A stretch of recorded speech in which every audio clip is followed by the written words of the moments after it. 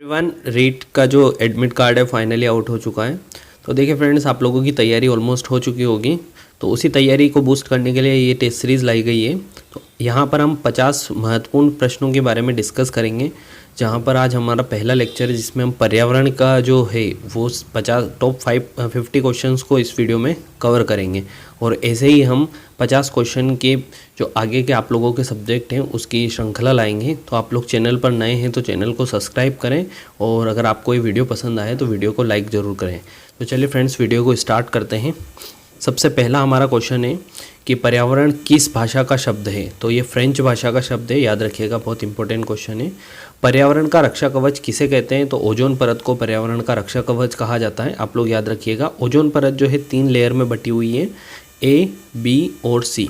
यहाँ पर हम ए लेयर की बात करें तो जो सी लेयर है वो कम हानिकारक होती है। ये सन रेस को क्या होती है, पास करने देती है। अगर आप लोग समझें तो यहाँ पर अगर ये तीनों लेयर है समझिएगा, और यहाँ पर सन है और ये रेज आ रही है, तो ये जो सी लेयर है ये क्या करेगी, इसको रिफ्लेक्ट करने की कोशिश करेगी, यहाँ से इसको रिफ्लेक्ट कर देगी। लेकिन जो ए लेयर है, ये बी लेयर है, ये कुछ हिस्सा मतलब हानिकारक पराबैंगनी किरणों को अवशोषित कर लेगी और जो बची हुई सनलाइट है उसको रिफ्लेक्ट कर देगी। और जो ए लेयर है ये पूरी तरह से इसको जो प्रकाश किरणें हैं उनको अपने से गुजरने देगी। तो याद रखिएगा। नेक्स्ट क्वेश्चन है, बायोटेक्नोलॉजी पार्क कहाँ है। तो ये लखनऊ में। भविष्य का ईंधन किसे कहते हैं। तो हाइड्रोजन को भविष्य का ईंधन कहा जाता है, H2 आप याद रखिएगा। राष्ट्रीय वन नीति के अनुसार देश के कुल कितने प्रतिशत पर वन होना चाहिए। तो इसकी जो राष्ट्रीय वन नीति उसके अनुसार 33% होना चाहिए, और अभी हाल ही में हमारे पास कितना है, तो 24% वन है, याद रखिएगा। नेक्स्ट है, देश का पारिस्थितिकी अनुसंधान परीक्षण केंद्र कहाँ है। तो भारत की बात हो रही है यहाँ पर। तो कर्नाटक बेंगलुरु में पारिस्थितिकी अनुसंधान परीक्षण केंद्र है। वायु की गति को मापा जाता है तो अमीनोमीटर से इसको मापा जाता है।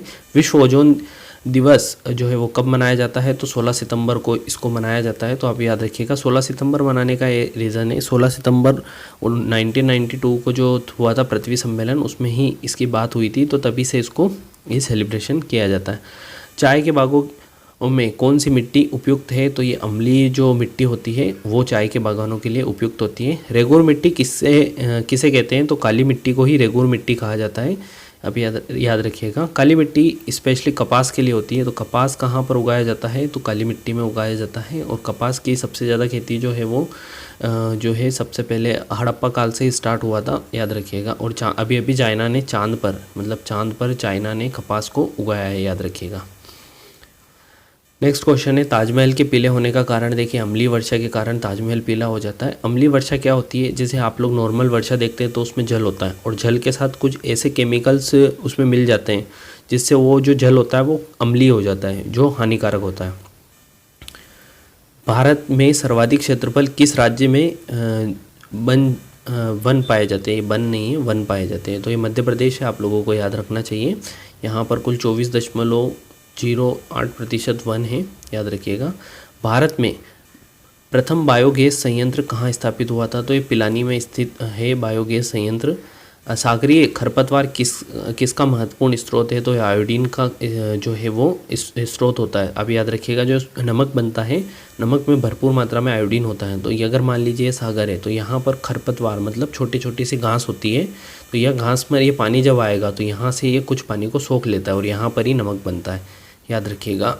नेक्स्ट है, हमारे देश में वन महोत्सव दिवस मनाया जाता है। तो ये 1 जुलाई को मनाया जाता है, याद रखिएगा ये भी। नेक्स्ट क्वेश्चन है,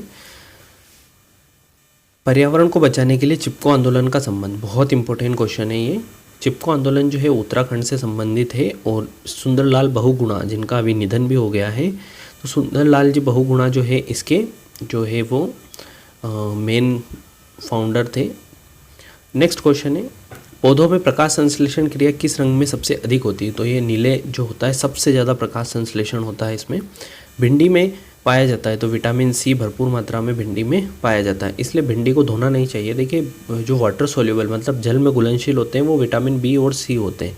तो जब आप भिंडी को धोते हैं मान लीजिए आपने वाटर चलते हुए पानी ऐसे पानी में भिंडी को धोया, ज़्यादा मात्रा में धोया, तो विटामिन सी जो होगा जल में घुल जाएगा, जिससे भिंडी में विटामिन सी जो है वो ख़त्म हो सकता है। इसलिए सब्जियों को कम धोना चाहिए, धोना तो चाहिए लेकिन कम। नेक्स्ट क्वेश्चन है, ओजोन परत जो है वो किस परत में पाई जाती है? तो समताप मंडल में ओजोन परत जो है वो पाई जाती है। आप लोगों को पता हो नीचे नीचे जो होता है वो सबसे नीचे होता है शोप मंडल, फिर उसके ऊपर जो होता है वो समताप मंडल होता है, फिर उसके बाद आपका जो मंडल, ये अपनी जो जितने भी मंडल है आप लोग याद रखिएगा। नेक्स्ट क्वेश्चन है, रबी की फसल काटी जाती है, तो मार्च और अप्रैल के महीने में काटी जाती है। रबी से याद रखिए जो फसल होती है जिसमें आप लोग मोस्टली जो है वो ठंड की फसल बोते हैं, उसे रबी की फसल कहा जाता है। भोपाल गैस त्रासदी कौन सी गैस का रिसाव हुआ था? तो यहाँ पर मिथाइल आइसोसाइनाइड का रिसाव हुआ था और बहुत बड़ी घटना थी। बहुत बार क्वेश्चन पूछा है भोपाल गैस त्रासदी का, याद रखिएगा। सबसे ज़्यादा प्रदूषक गैस कौन सी है? तो CO है। देखिए CO2 नहीं है, यहाँ पर CO है, कार्बन ऑक्साइड है, ये ऑक्साइड होता है ना। अगर यहाँ पर 2 लग जाता तो ये ऑक्सीजन होता, लेकिन यहाँ पर 2 नहीं है, ऑक्साइड होगा, ठीक है, याद रखिएगा। क्लोरोफिल में पाई जाने वाली धातु है, तो मैग्नीशियम जो है वो क्लोरोफिल में पाई जाती है। वर्ष 1992 में रियो शिखर सम्मेलन का एजेंडा 21 संबंधित है, तो ये संसाधनीय जो विकास था। देखिए यहाँ पर क्या हुआ था कि पर्यावरण को इंट्रोड्यूस किया गया था, तो एक 1992 में पृथ्वी सम्मेलन हुआ था। तो पृथ्वी सम्मेलन जो है वो उसे पृथ्वी सम्मेलन भी कहते हैं। और ये कहाँ पर हुआ था? तो ब्राज़ील की राजधानी रियो जेनेरियो में हुआ था। तो ये इसीलिए इसको रियो शिखर सम्मेलन भी कहा जाता है और पृथ्वी सम्मेलन भी कहा जाता है। तो ये किससे संबंधित है? तो यहाँ पर एजेंडा 21 इंट्रोड्यूस किया गया था, तो ये पर्यावरण से संबंधित है, याद रखिएगा।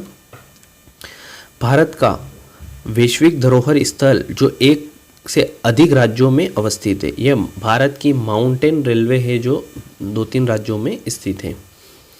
उसके बाद जलीय पर्यावरण एक्शन प्लान जारी करने वाला भारत का प्रथम राज्य है, तो ये हरियाणा है। एक दूसरे से जुड़ी जटिल खाद्य श्रृंखला कहलाती है, तो ये खाद्य जाल है। और पारंपरिक ऊर्जा स्रोत का उदाहरण बताइए? तो नाभिकीय ऊर्जा जो है वो पारंपरिक ऊर्जा है। पारंपरिक ऊर्जा में petrol, diesel, gas, liquid gas, आपके जो LPG गैस है, ये सब आती है, जिसका एक बार यूज़ कर लें तो फिर उसको वापस से बनाया नहीं जा सकता, इसे पारंपरिक कहा जाता है, याद रखिएगा। और जो नवीकरणीय होती है मतलब उनको वापस से आप बना सकते हैं। नेक्स्ट क्वेश्चन है, चिपको आंदोलन के प्रणेता कौन थे? तो मैंने अभी को बताया आपको कि सुंदरलाल बहुगुणा जो है इसके प्रणेता थे। प्रोजेक्ट टाइगर कब हुआ था? तो 1993 में प्रोजेक्ट टाइगर को इंट्रोड्यूस किया गया था। ऐसे ही 1992 में जो है वो हाथी को संरक्षण के लिए लाया गया था, याद रखिएगा। 1992 से हाथी संरक्षण जो है वो प्रोजेक्ट लाया गया था। भूकंप की तीव्रता मापने के यंत्र को क्या कहते हैं? तो इसको सिस्मोग्राफ कहा जाता है। और सिस्मोग्राफ में भी आप याद रखिएगा कि जो रेंज होती है, अगर वो मान लो 6 से ऊपर है तो उसको हाई रेंज का भूकंप कहा जाता है। निरीक्षण विधि की विशेषता नहीं है, तो निरीक्षण विधि की जो विशेषता नहीं है वो ये है कि एक बाल केंद्रित विधि है, जिसमें शिक्षक एवं प्रशासक के रूप में जो है वो कार्य होता है। ह्यूमस निर्माण, ह्यूमस जो निर्माण है ये इसमें कौन सहायक होता है? तो अपघटक है ये, मतलब क्या काम करता है ह्यूमस? तो ये अपघटन का काम करता है। प्याज, आलू, अदरक जो है ये तना है, याद रखिएगा, तना होता है ये। वाहनी ईंधनों में कौन सी किसको आजकल जो है स्नेही माना जाता है? तो यह है संपीड़ित प्राकृतिक गैस को जो है वाहनों में, जिसे आप LPG कहते हैं, वो CNG कहते हैं आप लोग, जिसे वही ये गैस की बात हो रही है यहाँ पर। आप लोग एक बात और याद रखिएगा कि जो टमाटर है वो फल है, टमाटर जो है वो एक फल है, ये याद रखिएगा, क्योंकि बहुत सारे एग्जाम्स में पूछ लिया जाता है, तो कन्फ्यूज़न ना रहे। नेक्स्ट क्वेश्चन है, जैविक समुदाय में प्राथमिक उपभोक्ता है, तो ये जैविक समुदाय में प्राथमिक उपभोक्ता जो है वो शाकाहारी होते हैं। बाढ़ से संबोधित पौधे मर जाते हैं क्योंकि देखिए इसमें क्या रीज़न होता है कि जो पौधे मरने का कारण होता है कि मूल में शोषण रुक जाता है। देखिए क्या होता है कि पौधे भी सांस लेते हैं, तो यहाँ पर अगर पौधा है और इसकी जड़ है और यहाँ तक वो पानी में डूबा हुआ है, तो इसको ऑक्सीजन नहीं मिल पाती, और ऑक्सीजन नहीं मिलने के कारण जो है वो पौधे मर जाते हैं।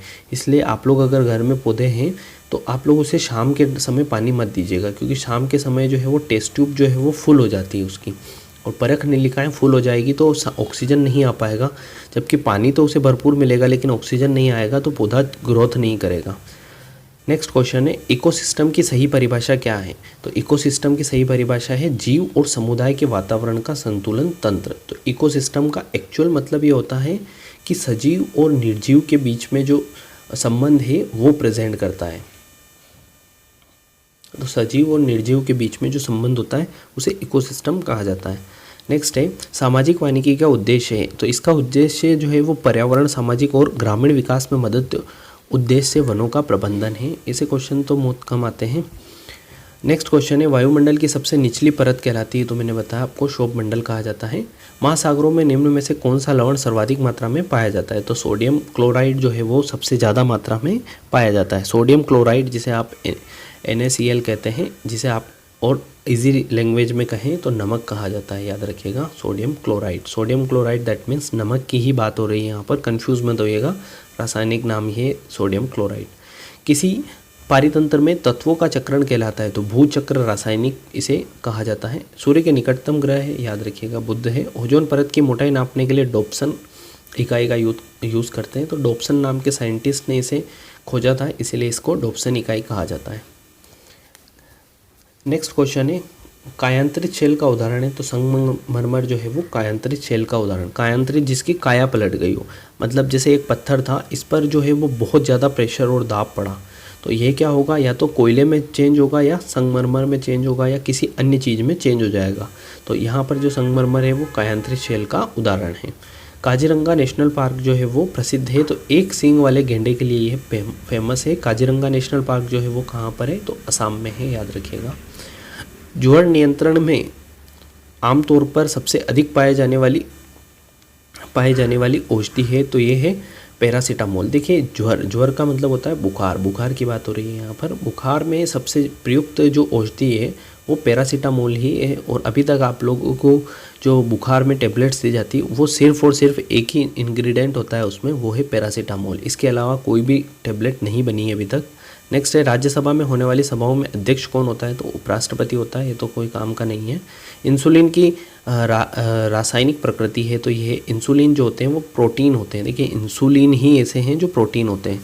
और ये इंसुलिन क्या है, तो एक एंजाइम है। तो यहाँ पर याद रखिएगा कि जो एंजाइम होते हैं वो प्रोटीन हो सकते हैं, लेकिन ज़रूरी नहीं है कि वो वसा या कार्बोहाइड्रेट हो, याद रखिएगा। लेकिन जितने भी जो ऊतक होते हैं वो सारे के सारे वसा और कार्बोहाइड्रेट या प्रोटीन होते हैं।